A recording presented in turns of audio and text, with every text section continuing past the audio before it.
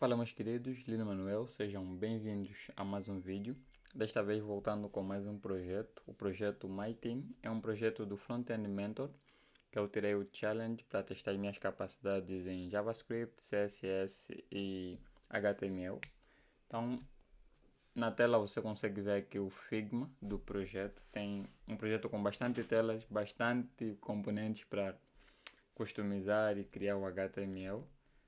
Aqui do lado você consegue ver o Design System ou Style Guide que, que nos ajudou a nos orientar no projeto.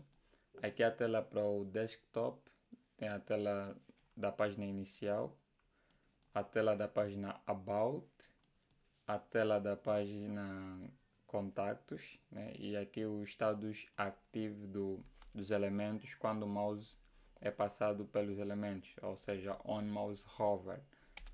Então, no About está aqui também como é que os elementos mudam após o mouse estar por cima do elemento, né? No clique do elemento também mostra como é que devem ocorrer as mudanças. Alguma tratativa aqui no formulário. Então, mais abaixo tem os layouts para as outras resoluções aqui do mobile. Lembrando que eu adotei a metodologia Mobile First, então comecei desenvolvendo a tela do mobile e fui crescendo de acordo com o tamanho das telas, para tablet, desktop e assim foi. Então dá uma passada rápida aqui pelas telas.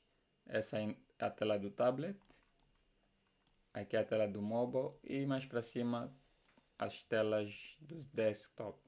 Agora que já conhecemos o design, vamos partir para o nosso ambiente de desenvolvimento, o VS Code. Vou abrir aqui o projeto, Open for, folder.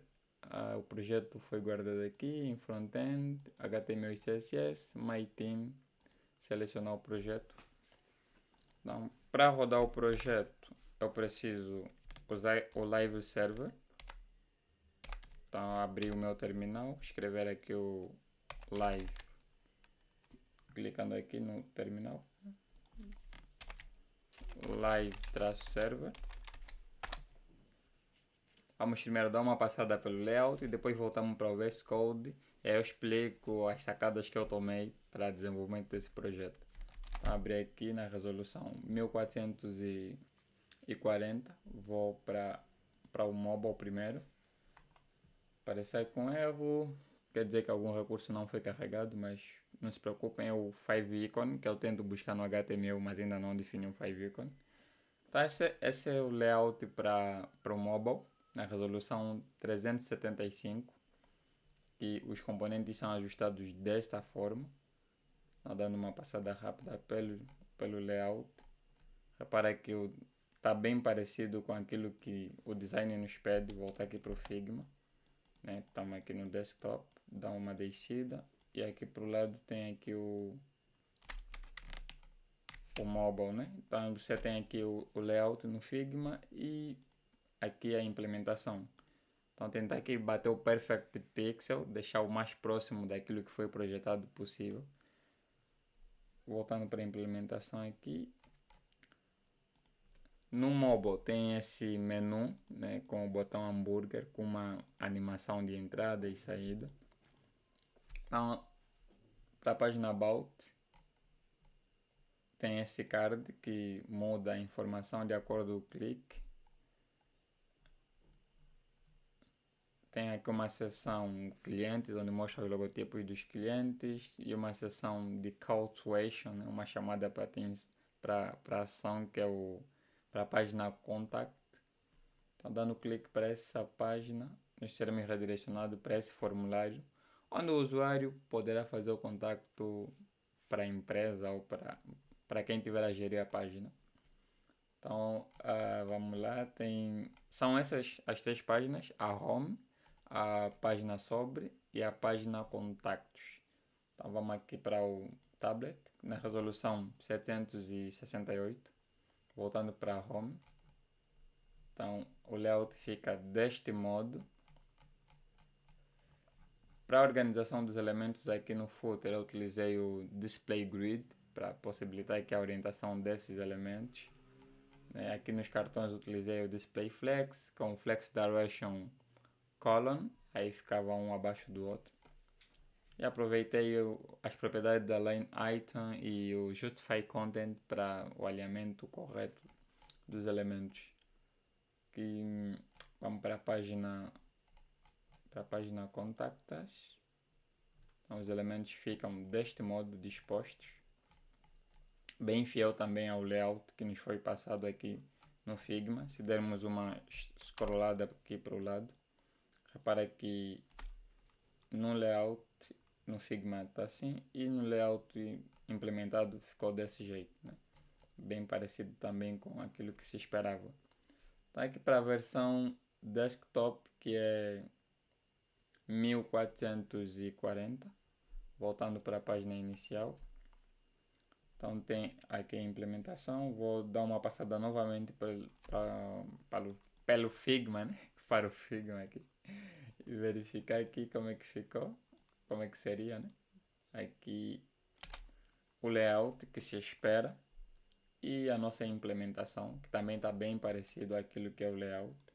Daí com uma deslizada para baixo, verificar novamente. Então tá o layout bem fiel daquilo que se espera. Aqui para baixo, essa é a página Home. A página About ficou desse jeito, né? Tem mais espaços, então os cartões ficaram um pouquinho um pouquinho maior daquilo que foi no mobile. A página Contact Us ficou desse jeito. Vamos dar uma passada novamente no Figma e ver como é que ficou. Indo aqui, este é o formulário, voltando aqui para a implementação, e é possível reparar que está realmente parecido com aquilo que foi a nossa implementação. Então, shut up and show me your code. Vamos aqui para aquilo que foi a implementação. Comecei aqui, vamos começar pela arquitetura que foi definida ou escolhida para a organização dos arquivos do projeto.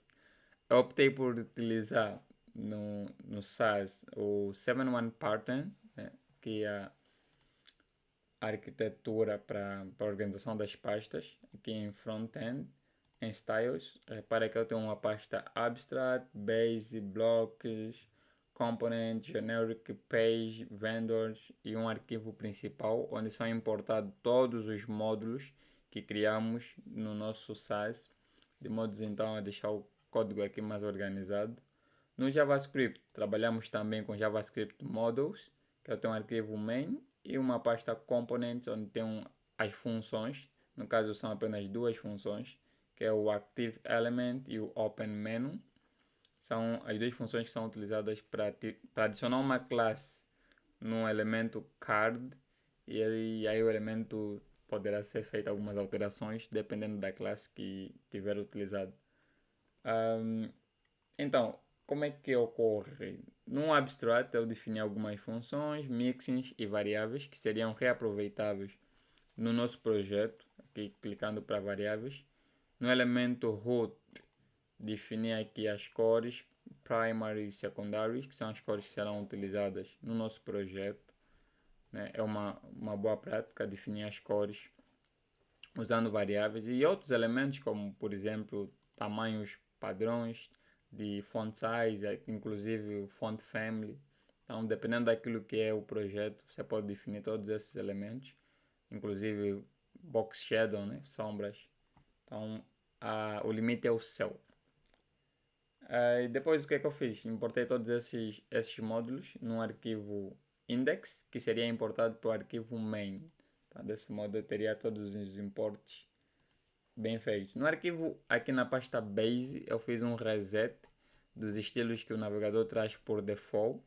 Aí eu utilizei o seletor universal asterisco, resetei todas as margens, todos os padding e utilizei aqui o box sizing border box para preservar o tamanho do elemento, né, do box, e não crescer se for adicionado um padding ou se for adicionado um margem, né? Porque o comportamento padrão é o tamanho do box é o tamanho que lhe é definido no width e no height, mais o padding, que é o espaçamento interno, e os outros elementos que estão lá definidos, né? Então o box cresce de acordo a isso.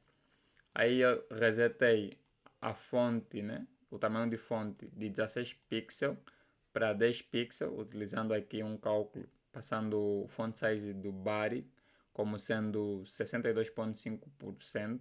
Isso significa que o 1 rem ou 1 m passa agora a equivaler 10 pixels ao invés de 16 pixels, que é o default dos navegadores. Aí fiz alguns outros resets. Em typography, defini aqui a fonte que seria utilizada, importando da API do Google. Defini a fonte family. Passei aqui algumas variáveis de font weight, que é o peso da fonte. Aí defini o set title. Set title seria o que? Seria um componente título. Então todos os títulos, repara que no nosso layout, os títulos das seções são todos com o mesmo estilo, o mesmo tamanho de letra, a mesma cor. Então, alguns desses estilos mais gerais eu deixei definido aqui nessa variável, ou nesse seletor, né, CSS, e dá para reutilizar em todos os outros. Desse modo eu consigo aí fazer cumprir o princípio don't repeat yourself, né? Não se repita você mesmo. Vamos aqui acelerar um pouco. Então, como é que eu pensei? Cada bloco ali no nosso código, ou cada parte do layout de cada seção, eu enxergo como sendo um bloco. Daí eu criei uma pasta bloco, e aí eu teria o bloco cliente, bloco colors, bloco contact, e eu definiria os estilos dessa seção dentro desse bloco. Inclusive, utilizando o BEM, eu adicionei uma variação do BEM, que é adicionando um prefixo C para component e B para bloco. Então, tudo aquilo que for bloco, eu tenho um C dash e o nome do bloco, um B dash o nome do bloco, um C dash o nome do component. Bora fechar aqui os blocos. O mesmo acontece com os componentes aqui. Então, tem esses componentes. Aqui o page, né? Cada página aqui bem organizada. Eu vou dar uma passada aqui para o abstract e ver aqui alguns mixins que eu defini para reutilização de código. Por exemplo, esse squares, que define um elemento perfeito, digo, com a mesma altura e mesma largura. Então eu consigo definir isso. Coisa que aconteceu bastante no nosso site, quando definimos o botão hambúrguer, por exemplo. Deu para fazer isso. Quando definimos o card, deu para fazer isso. Então, uma outra coisa que é um pesadelo para os backends é centralizar um elemento. Então, utilizei aqui um mixing, que é o centralized, que implementa um display flex no elemento. Então, utiliza o justify content, center e o align item center, que deixa o elemento alinhado no eixo X e no eixo Y do nosso container, né? Aí tem o flex column gap, que define o gap do elemento, né? Background rectangular de teal, que é um elemento que aparecia muitas vezes lá no nosso site. Aí eu utilizei esse mixing para reutilizar. O picture também, para definir aqui uma tratativa para a imagem não quebrar. Então eu defino a imagem como sendo 100%, o height e o width, e defino o object fit como cover, que é para dar aquela tratativa, caso a imagem seja muito pequena ou muito grande, ela fazer o fit perfeito dentro do container, né? Então foram esses alguns dos mixes aí que eu adotei. Depois dei uma passada pela documentação do Bootstrap e coletei algumas informações como os tamanhos dos breakpoints. Aí defini alguns mixins para tratar algumas media queries, que eu defini como mobile app, tablet app, desktop medium app. Então, porque eu adotei a metodologia mobile first, né? Foi aí da resolução menor para a resolução maior. Foi desse jeito que eu implementei. Tem muita coisa para se explicar nesse projeto, muita sacada que que eu utilizei ao longo da implementação. Mas obviamente que a ideia não é fazer um vídeo gigante. Vou estar deixando aqui na descrição do vídeo um link para visitar o projeto no GitHub, para visitar o projeto no Netlify, que é onde eu hospedei o projeto. Para se quiseres dar uma vista de olhos mais de perto, navegar pelo projeto e descobrir algumas nuances ou descobrir alguns gargalos que eu passei aqui, algumas sacadas de gênios que eu tive. Então é isso, né? Aqui para o nosso JavaScript, o que é que eu fiz? Aí eu pego aqui um elemento, né? Button Plus, que é uma lista de botões que estão nos cartões. Selecionei todos os botões através do Document Query Selector All, passando o seletor Data Active. Aí eu fiz um for each porque o Query Selector All retorna um array. Aí eu preciso fazer um for each desse array, trazendo todos os botões e adicionando aqui um Add Event Listen. Qual é o evento que eu quero escutar? O evento do clique. Então, quando o botão for clicado, eu quero que ele pegue o cartão e adicione uma classe. Aí fiz aí o mesmo para... Fiz aqui uma função, no caso, que recebe o seletor ou um array de seletores, faz um for each desses seletores, né? E adiciona aqui um toggle da classe active e através do CSS podemos fazer modificações necessárias. Depois eu dou um export para poder reutilizar essa função em outros arquivos aqui do nosso projeto, né? Então usando aqui o JavaScript modular, model, que importa essa função aqui, que é o active element, importa o nosso main e esse main é chamado no nosso arquivo index.html. Aqui, script, src e o arquivo main. Então foi isso, meus queridos. Espero que tenham gostado do projeto.